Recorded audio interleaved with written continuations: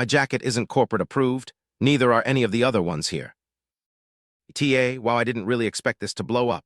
Me and my partner thank you for all the updates. I woke him up this morning telling him his story got 500 tilde at the time upvotes and he was confused, then laughed after I explained it. This is my boyfriend's story, not mine, full disclosure, but he gave me permission to put it up. He's just too lazy to and doesn't have Reddit. He framed this story by proudly telling me his boss learned who not to be petty with today.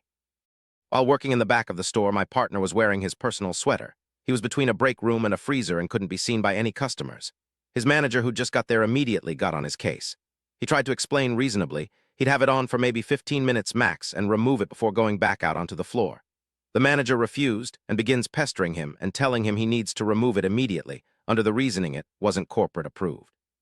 Hue malicious compliance. The jackets they use for their coolers, not corporate approved. The gloves they use in the same coolers, not corporate approved. The communication system they use to talk amongst themselves in the store, not corporate approved. An hour or so later, my partner is going about his janitorial and stocking duties, having to work in the cooler to restock. Every 5 to 10 minutes, he'd come out of the freezer, shivering and trying to warm up. After about 20 minutes of this, the same manager wandered over to them critically. "What are you doing?" "Stocking the freezer, but it's pretty cold in there."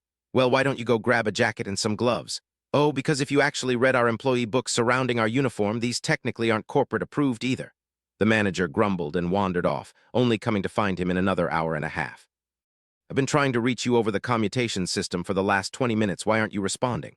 "Oh, that's because they're actually not corporate approved, unfortunately. You're really going to be this petty?" "I don't know what you're talking about. I'm just following corporate standards." It went like this for his entire 7-hour shift. At the end of his shift, the manager wandered up to him with an exasperated look.